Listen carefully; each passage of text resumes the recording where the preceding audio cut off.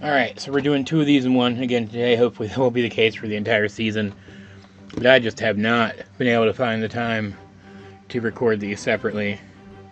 With Christmas coming up and my nephew's in town. His birthday is Christmas Eve and we're throwing him a party.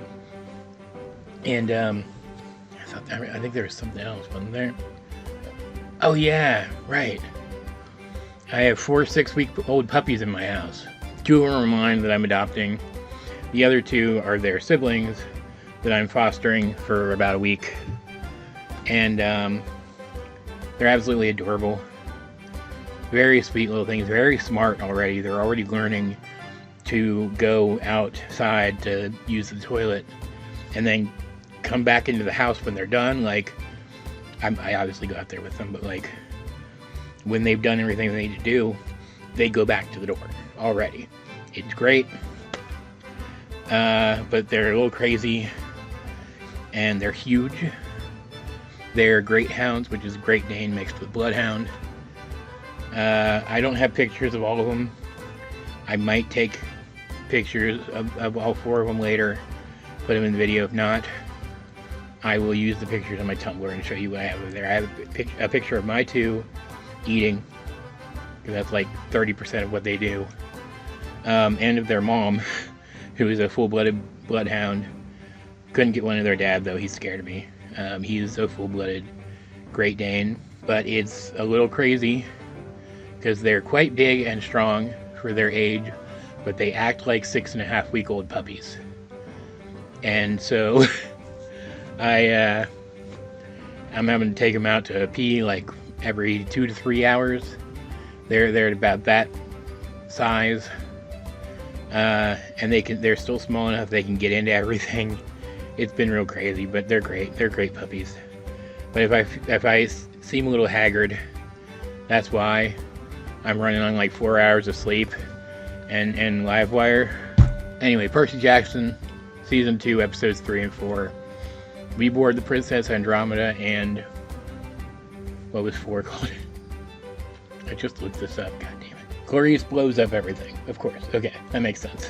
Still gonna be talking about these as if you guys have seen the show and read the books. Because, man, again, like I mentioned, I like Sea of Monsters, the book, but this season is better. It's very good. They're focusing on Clarisse a lot. These 2 episodes in particular do. We see, because in this version, she's originally planning to take Annabeth with her on the quest, but Annabeth doesn't want to take Percy because she found out enough about the Great Prophecy to know that it would be a bad thing if he decided to go up against Luke and got turned to Luke's side. So she's trying to keep him now away from Luke by keeping him away from the quest, which is a great change, frankly, because I've mentioned before, the whole aspect of Luke and Kronos treating Percy like an enemy but hoping to recruit him is one of the best changes made for the show. But just like in the book, she ends up going on to Luke's cruise ship with Percy and his brother Tyson, and that leaves Clarisse feeling like one of her quest mates abandoned her. So she ends up going by herself and then challenging the monster Charybdis instead of the monster Scylla like Odysseus did in the Odyssey. Not because she's too stubborn, but because, one, she feels like she's been left behind by someone she thought was, if not a friend, then a reliable ally.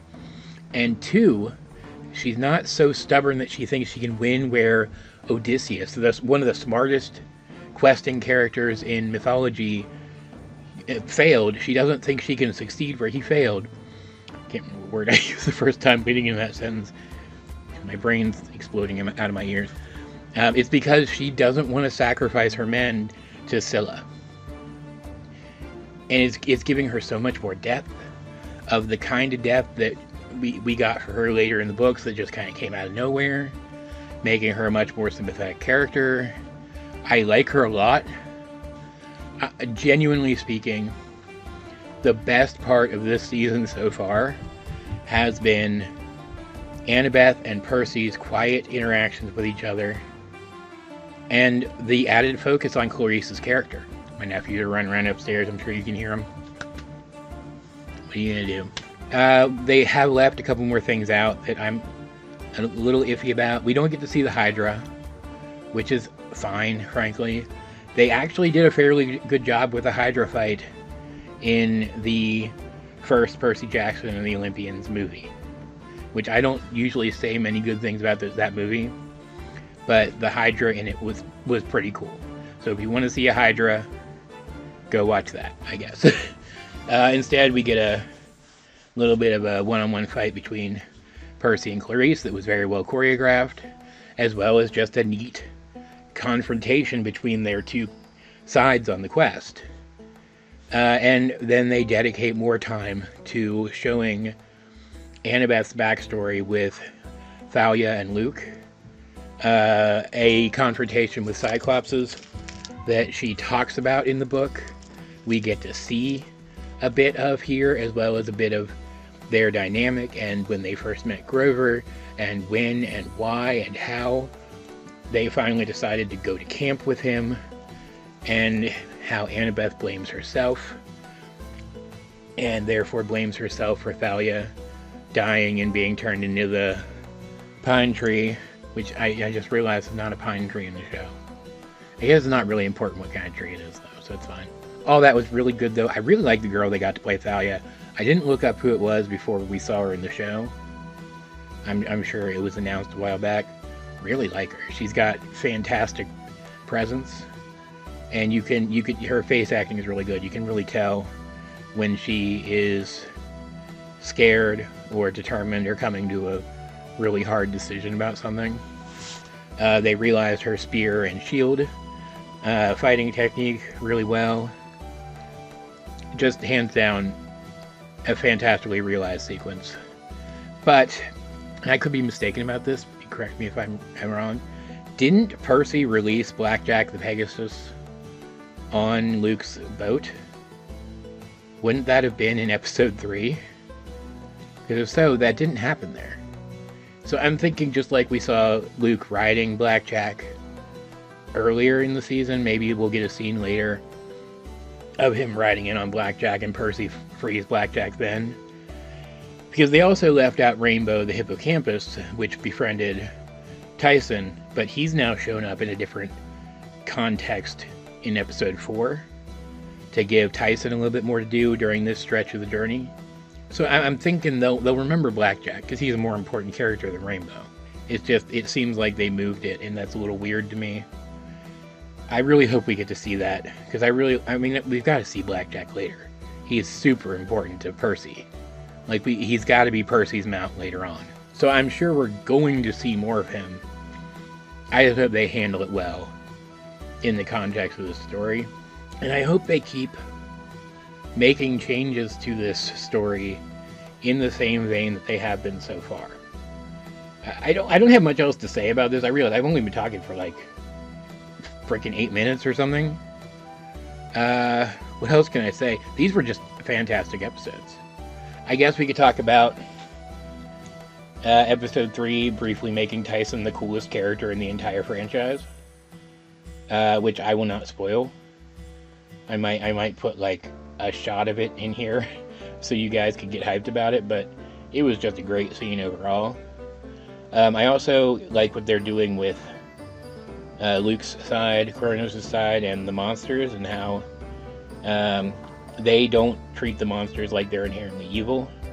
They do have a very different perspective than the humans of the world, but their perspective isn't all that different from that of the demigods of the world. And because that's kind of always been true. That's why Tyson can be a good Cyclops. Because really, what Rick was always trying to say with Tyson is that monsters end up bad because they're abandoned by the gods just like the demigods are, if you really think about it. Because there are plenty of good Cyclopses. They work in the forges and under the sea with Poseidon and stuff. Those are the ones that got more attention from the gods, rather than the ones that were kind of left by the wayside. But the issue isn't that things might be worse for demigods and monsters under Kronos, it's that Kronos' vision for the world doesn't accommodate for humanity.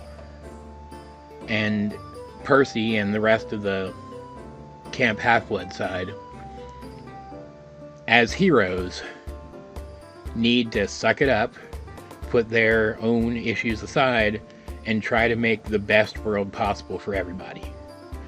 And they're really hammering that message in. They don't say that in so many words, right? But they do a good job of making it clear that that's what the conflict is in episode 3. And overall, it kind of hangs over the entire narrative in the show. It's really good. It's done better than in the books, I think, probably.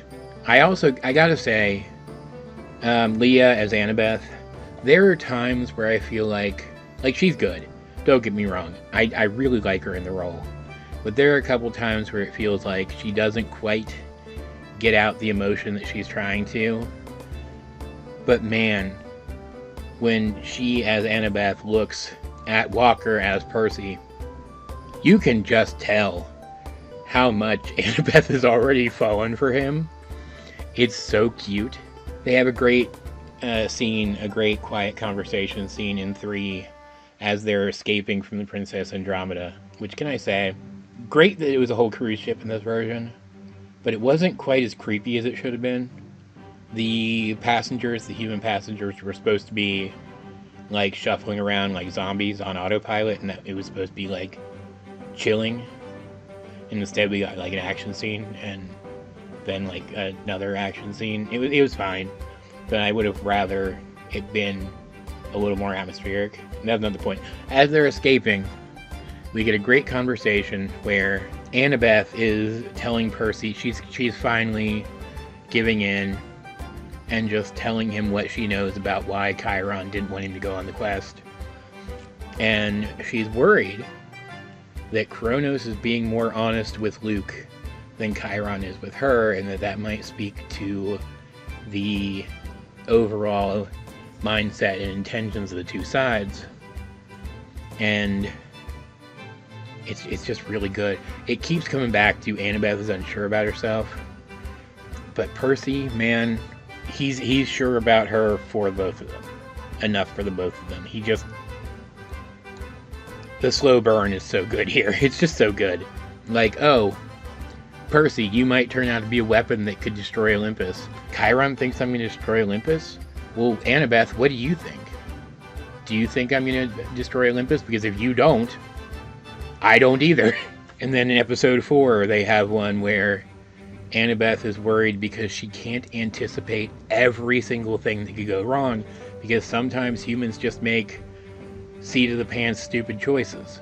And so she's worried that she's gonna make a mistake and cost the quest. And incidentally, that ends up being what happens when Clarisse decides to switch gears and challenge Charybdis instead of Scylla. And Percy just tells her, he already said earlier that he's sure challenging Scylla is the right choice, because the choice that Annabeth would have made. And then later he's just going on and on about how he knows they'll succeed because he trusts her judgment so much. And that means they can do more together. It's beautiful. He gets a great quiet scene with Clarisse too in episode 4 that just blew me away, where he comes he feels so much like Percy. Like book Percy, if he were put in these slightly different situations. Percy in season 1 of the show was a little more serious than I feel like he should have been. This season they're doing a much better job of him being sardonic about stuff, but also he just believes in people so hard. That's really why Luke's betrayal affected him so much. He didn't know Luke very well. It's because he believes in people so hard. And that's coming across so well here, while he's also managing to come off like a little shit most of the time. Which is, it's just so good. Season 1 was really good. It was really strong. Season 2 is better. And it's making massive improvements, I think, to the story of the book that it's adapting. And I hope that continues, because if it does, this is going to be a fantastic season of television, start to finish. Like, there are things here, there are things not here, I guess I should say, that I wish were, but it feels like I'm nitpicking. What is here to replace the, like, eye candy-ish things that I wish were here are just better. They're just better. And focusing more on character than spectacle, making it feel a little less episodic than the book did. Because that is something that, while it's true to the mythology, a lot of Greek mythology is very episodic, for lack of a better term. The books, they feel too episodic sometimes. I don't know, I just really like it. I really like what they're doing with it. Nobody is talking about this show right now. And I just don't get it. Is Percy Jackson as a franchise not popular enough to talk about this show right now? I guess get talking about it if you guys are as excited about it as I am. At least it's on Disney, the streaming service that runs things into the ground, rather than Netflix, the streaming service that cancels something when it gets good. So we're probably going to get all 5 seasons, but I'm a little worried. I want this show to pick up in popularity. It's just so good. I barely even talked about how fantastic Tyson is, and how great the moments between him and Percy are. It's just a really good show. But yeah, what do you think of it? What do you think of these 2 episodes? What do you think? I guess this is like the first half of the season, right? First half done. It's 8 episodes. What do you think of the halfway mark? It ended on a big cliffhanger moment, and like, if you've read the book, you know the gist of what's going to happen next. They're going to have to change it up a little bit, I think, if I'm remembering correctly. It's been a while since I read the book. I don't know. But either way, you know the gist of what's going to happen. But it's still a big moment. How do you think they handled it? I thought it was really good, clearly. Let's get a discussion going in the comment section down below. But either way, this has been AJ22. And I didn't almost fall asleep in my chair just now. And I'll talk to you guys later.